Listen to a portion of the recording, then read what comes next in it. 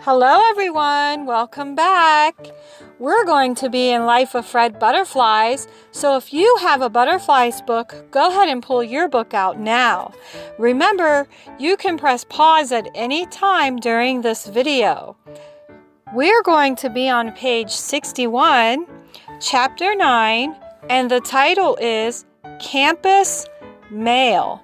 Fred took his 7 copies down the library hallway and deposited them in the campus mailbox. Kitten's campus mail is a little different than ordinary mail. First, mailboxes are almost everywhere. You are never more than 50 yards from a mailbox. Second, Kitten's campus mail is free. Students like attending Kitten's University. They show their gratitude by volunteering. Some of them mow the lawns, some help in the offices, and some deliver the campus mail. Third, Kitten's campus mail is fast.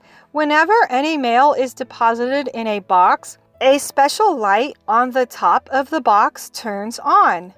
Student letter carriers rush over to the box and get the mail and run to deliver it. Fred then headed back to the book signing room to meet Betty and Alexander. They were just coming out of that room. They each had a copy of Professor Eldwood's book in their hands. "Hi, Fred," Betty said. "We just bought the last 2 books that Professor Eldwood had. He said that sales of his book have been really great and that someone had just come in and purchased 7 copies. Fred realized that he wouldn't be giving any of his copies to Betty and Alexander. He would have 1 for his own library, 1 for Kingy, and 2 to give to his students, Darlene and Joe. 7 minus 4 equals 3. He had 3 copies more than he needed. Fred, Betty, and Alexander walked down the library hallway. They stopped at the mailbox. The light on top of the mailbox was not on since the student letter carriers had already come and picked up 7 copies that Fred had mailed.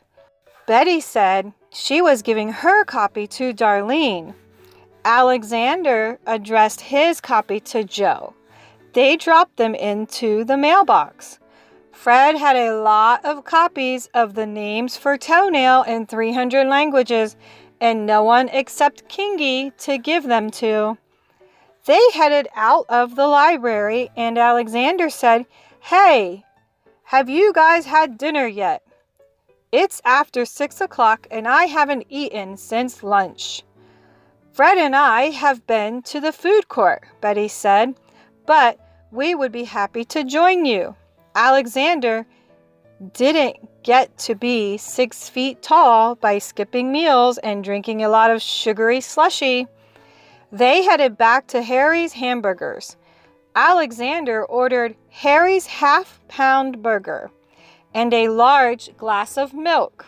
They sat down at a table. Fred wondered if he was hungry yet. He hadn't eaten all day. He took his Harry's burger crumb out of his pocket and put it on the table. He looked at it for a moment and then put it back in his pocket for later.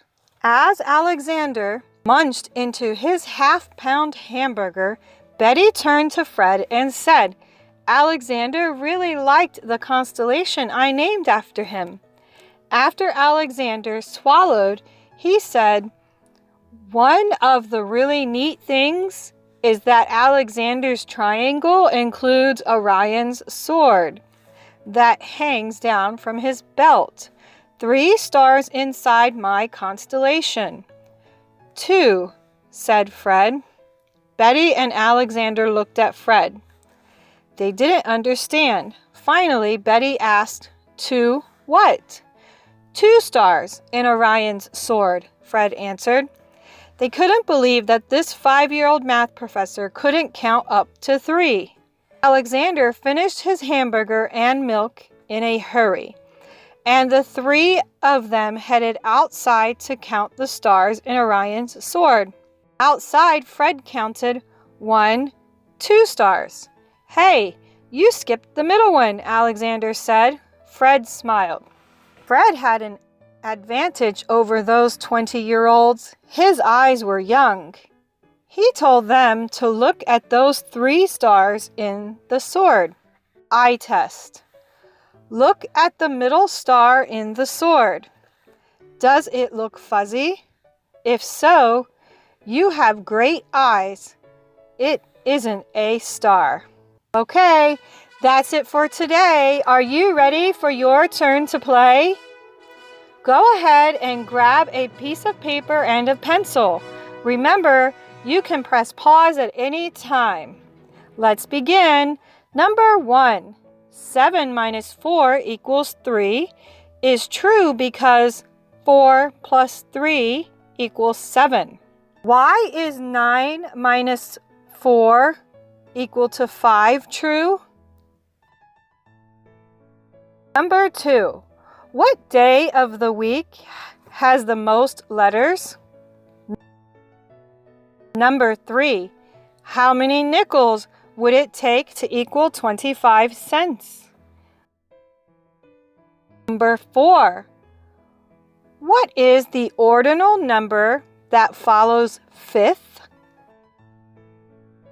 Number 5, translate from German into English, der Zehennagel. Number 6, what time is it?